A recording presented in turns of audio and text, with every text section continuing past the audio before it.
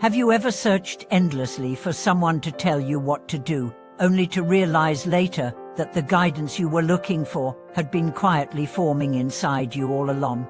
And have you noticed how, even when surrounded by advice, the most profound shifts happen only when your own mind becomes still and clear?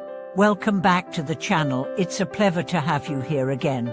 Today, we are going to explore why truth, in its most transformative form, doesn't come from the noise and certainty of external sources, but from the depth and clarity of your own awareness. In a world where answers are everywhere, it's easy to believe that clarity is just a search query away. The problem is not a lack of information, it's the overflow. With so many voices claiming authority, how do you know which to follow? More importantly, how do you avoid becoming so dependent on outside guidance that you lose the ability to hear your own inner voice?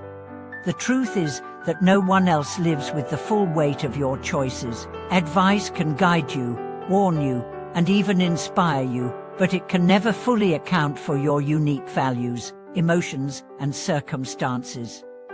That's why people can receive the same advice and yet act in entirely different ways. Each person filters it through their own internal world. When your inner world is clouded by confusion, fear, or self-doubt, even the best external advice will fail to land in a way that creates lasting change. Inner clarity begins with learning to pause before reacting. In moments of uncertainty, the instinct is to act quickly to resolve discomfort by doing something, anything. But reaction without reflection often leads to more confusion. A simple but powerful shift is to allow yourself space between stimulus and response. This space is where your mind starts to sort through what is truly yours to carry and what belongs to someone else's expectations. One example comes from a friend who, after years in a demanding corporate job, was offered a higher position with more prestige and pay. Everyone around her urged her to accept immediately. It was the logical next step, yet something in her resisted. Instead of deciding on the spot, she took a week to reflect. She journaled about her daily energy levels, the parts of her current work she enjoyed, and what she wanted her life to look like in 5 years. By the end of the week, her clarity was unmistakable. The promotion would take her further from the creative projects that gave her joy. She turned it down, and within a year had built a role more aligned with her values. The advice she received wasn't wrong, it just wasn't right for her. Inner clarity also means developing the courage to sit with discomfort. Often, we look for answers not because we lack them, but because we don't want to face them. It's easier to keep asking others what to do than to admit that a relationship has ended, a dream no longer fits, or a path we've been on for years is no longer ours. But truth is rarely painless, and clarity is rarely convenient. By being willing to face the rawness of what you already know, you open the door to action that is both honest and sustainable. One way to cultivate this courage is for consistent self-inquiry. Ask yourself, what am I avoiding seeing? If I knew I couldn't fail, what would I choose? If no one else's opinion mattered, what would I do next?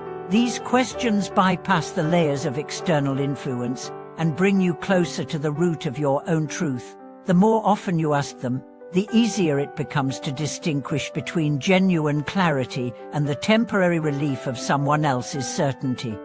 Stillness plays an equally important role. The constant motion of modern life leaves little room for deep listening to ourselves or to anything beyond our immediate surroundings. That's why practices like meditation, mindful walking, or simply sitting in a quiet place without a device are so powerful. In the absence of constant input, your mind starts to settle, and the faint signals of your own insight become easier to hear. This isn't about forcing answers, it's about creating conditions where they can surface naturally. External answers have their place, especially when we are learning something new or stepping into unfamiliar territory. Mentors, books, and experiences can offer maps, but only you can decide which path on that map feels right under your feet. The danger lies in mistaking the map for the territory, assuming that someone else's experience can fully replace your own. When you combine the wisdom of external sources with the clarity of your own inner vision, you create a kind of guidance that is both informed and deeply personal. You stop chasing every new opinion and instead measure advice against the compass you've built within yourself. And with each choice you make from that grounded place, your trust in yourself grows, making future decisions lighter and clearer. The journey toward inner clarity is not about rejecting outside help, it's about learning to integrate it without losing yourself. It's about remembering that the most life-changing truths are often not shouted into your ear, but whispered into your own stillness. Thank you for watching this video.